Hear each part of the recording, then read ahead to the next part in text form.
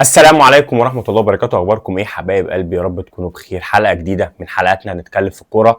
سبب نتكلم، تعال انزل تحت كده، صلي على النبي واعمل لايك، اعمل اشتراك واعمل كده يعني شير، انت فاهم ايه وانت معدي كده، شير الفيديو ده ولا شفته، عشان النهارده هنتكلم عن التشكيل المتوقع لمباراة الزمالك والمقاولين العرب بكرة إن شاء الله بإذن الله في استاد القاهرة الساعة 9. قبل ما نتكلم عن الزمالك، طبعا النهارده الاهلي كان بيلعب من شويه، الماتش خلص 4-1. هنتكلم النهارده شويه كده عن الاهلي برضو، تمام. هندردش شويه كده عن مكسب الاهلي النهارده وايه الدوافع او ايه اللي جاي المفروض ان الاهلي يبني عليه، تمام. بس قبل ما نبدا زي ما قلت لك، ما تنساش تعمل لنا اشتراك كده في القناه وتصلي على النبي، ويلا بينا عشان حلقه النهارده جامده جدا. طيب في البدايه خليني اقول لك ان ماتش المقاولين او الخمس ماتشات بتوع الزمالك اللي قبل التوقف، خمس ماتشات مهمين جدا جدا جدا. ليه بقول لك مهمين؟ يعني هيبقى في توقف دولي، تمام، فبالتالي انت لازم تخش تبقى فارق عن اقرب منافس ليك. ومن خلال مشاهدتي الاول جولتين في الدوري، فعايز اقول لك ان فريق زي فريق بيراميدز مش زي السنه اللي فاتت. يعني السنه اللي فاتت عفوا السنه اللي فاتت كان راعب الدنيا، بس السنه دي لما اتفرجت على ماتش وادي دجله واتفرجت بعد كده على الماتش اللي كان بيلعبه مع الاسماعيلي، لا، الفريق الموسم ده مش احسن حاجه. طيب الاهلي كسب النهارده 4-1، كان بيلعب مع فاركو، كسب 4-1، جونين لاحمد مصطفى تقريبا يعني، وجول لمحمد شريف، مش فاكر الجول التاني لان انا ما كنتش بتفرج على الماتش، كنت بشوف النتيجه. بس كويس ان الاهلي ابتدى ان هو يرجع تاني، وكويس ان هو بدا ان هو يكسب. واكيد طبعا يعني مش بتمنى ان هو يكسب، اكيد بتمنى ان الاهلي يخسر، ده عادي جدا بما ان انا زملكاوي. بس الفكره كلها في ايه؟ الفكره كلها ان الناس بدات ان هو الحق ده الاهلي. اليو ديانج كان بيلعب النهارده برضو، اشرف داري كان بيلعب. واضح ان المدير الفني ده بيسمع للسوشيال ميديا يعني شويه، لان السوشيال ميديا بتاعت الاهلي كلها الفتره الاخيره اللي انا كنت بتفرج عليها، طبعا ما بعد ان هم ما بيتكلموش غير عن الزمالك، بس ابتدى ان هو شويه منهم يقول والله لا احنا عايزين اليو ديانج يلعب، فالراجل بيسمع للسوشيال ميديا. فواضح ان هو اليو ديانج لعب بناء على رغبه من السوشيال ميديا. طيب تعالى بقى سيبك من الاهلي وتعالى بقى نتكلم شويه كده في الزمالك.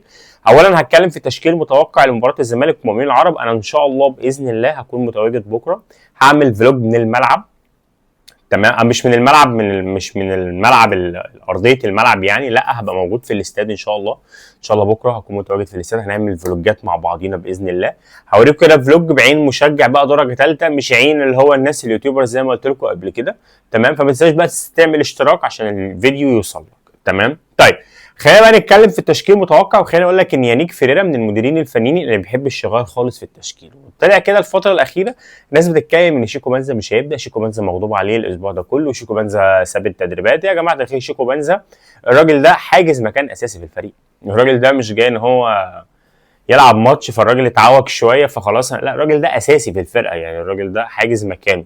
ممكن يتغير في اي ماتش، انت فاهمني، وارد جدا، طبعا وارد، ممكن اي ماتش المدير الفني مبقاش محتاجه، بس الراجل من اللعيبه الاساسيه بالنسبه ليانيك فيريرا. طيب تعالى نتكلم كده عن التشكيل النهارده. اول حاجه، او تشكيل بكره ان شاء الله، اول حاجه يانيك فيريرا هيبدا بمحمد صبحي، وهو راجل عنده قناعه تامه جدا بثبات حراسه المرمى، لازم حراسه المرمى تكون ثابته. طيب اول حاجه هيكون محمد صبحي باك يمين عمر جابر، باك شمال محمود بنتايج. ومحمود بنتايج الراجل ده العين اللي جابت محمود بنتايج، شكرا جدا للعين اللي جابت محمود بنتايج، يعني الراجل ده هيبقى احسن باك ليفت في افريقيا. اتنين مساكين، محمود الونش وحسام عبد المجيد. وحسام عبد المجيد كده عايزين، يعني انا عايز اديك الارم، يعني حسام عبد المجيد لازم ياخد الارم. ايه الالارم ده؟ او يعني مش قرصه ودني بس كده، ايه، عارف انت الخبطه اللي هو ايه، خلي بالك، لان الاداء بتاعك ده بطريقه لعبك دي بكل ده، لا يا اسطى ما تتعوجش على جمهور الزمالك او ما تتعوجش على الزمالك، تمام. انا بس مش هتكلم في تفاصيل، انا بس بدي كده الارم، خلي بالك يا حسام عبد المجيد عشان جمهور الزمالك هو اللي عملك، وجمهور الزمالك واقف في ظهرك، فما ينفعش ادائك يكون بالمستوى ده. بكره مش هيلعب ب2-6، هيلعب ب1-6 و1-8. طيب هو مين السته؟ بكره هيبقى محمد شحاته، وهيكون جنبه عبد الله السعيد او ناصر ماهر، يا عبد الله يا ناصر. لو عبد الله موجود فناصر هيبقى في الوينج اليمين، وشيكو بنزا في الوينج الشمال. قدامهم هيكون فرود يا ناصر منسي يا عدي الدباغ، يعني واحد ما بين الاثنين دول، يا ناصر منسي بكره هيبدا، يا اما عدي الدباغ. عدي الدباغ الراجل جاي في فورمه كويسه قوي، الراجل يعني داخل في الفريق وجاي في فورمه والراجل عاوز يلعب. تمام. طيب في لعيب تاني، يعني احنا كده قلنا 4 وقلنا 2 نص ملعب وقلنا الاثنين فاضل لعيب. تمام. طيب مين هو اللعيب ده؟ احنا قلنا يا اما هيلعب ب محمد شحاته وعبد الله السعيد، تمام، او هيلعب ب 2 6. انا بالنسبه لي انا في ماتش زي ماتش المقاولين ده، لا ما تلعبليش ب 2 6، العب بمحمد شحاته الميري قدام 2 بلاي ميكر او 2 1 زي ادم كايد في نص الملعب، وعبد الله السعيد من تحتيه وينج يمين ناصر ماهر، وينج شمال شيكو بنزا، عدي الدباغ او ناصر المنزل. بس ما تلعبليش ب 2 6 قدامه عبد الله، لان عبد الله بيقابل مشكله. عبد الله يا جماعه اللياقه البدنيه او الجهد البدني اللي بيبذله قدام سنه كبير، فانت راجل عاوزه ان هو يلعب في التلت القدام بتاع الملعب وينزل يستلم كوره بمهام راجل 10، هو مش هيدي لك ده.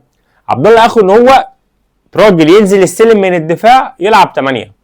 8 بتبقى احسن نسخه لعبد الله السعيد، بيعرف يحرك الملعب. لكن عبد الله السعيد بالنسبه لسنه مش هينفع ان هو انت تلعبه 10 صريحه، لان هو ببساطه جدا مش هيديك، لان هو ببساطه جدا ممكن في الدقيقه 50 60 الراجل خلاص بدنيا، الراجل عنده 41 سنه او 40 سنه، فبدنيا مش هيستحمل. هي دي الفكره كلها. بكره قد يكون في وجوه جديده تلعب في الفريق زي احمد شريف. ممكن بكره احمد شريف يبدا او مش هيبدا، ممكن يتغير لو نتيجه الماتش بقت مستريحه، فممكن ان هو يلعب. طبعا مش عاوز اقول ان جمهور الزمالك بكره لازم يقفل الثالثه ان شاء الله. ليه؟ لان انت ال5 ماتشات زي ما قلنا لازم تكسبهم، فمفيش داعم غير جمهور الزمالك هو اللي المفروض ان هو يكون متواجد ان شاء الله بكره. وانا واثق، الواحد واثق في جمهور الزمالك بصراحه، يعني اكتر ما واثق من اي حد في النادي ده. فما تنساش يا صاحبي تعمل بس اشتراك في القناه، واستناني بكره في فلوج. هنكون موجودين في ارض الملعب ان شاء الله بكره، لو في الاستاد يعني هتلاقيني بقول ارض الملعب كتير، نفسي طبعا اكون متواجد في ارض الملعب، بس هتلاقيني موجود في الاستاد ان شاء الله باذن الله، بعمل فلوجات ومعايا كده لقاءات مع شويه شباب كده هتنبسطوا جدا جدا بيها. شكرا جدا ليكم، وانا بعتذر جدا جدا لو في اي تاخير.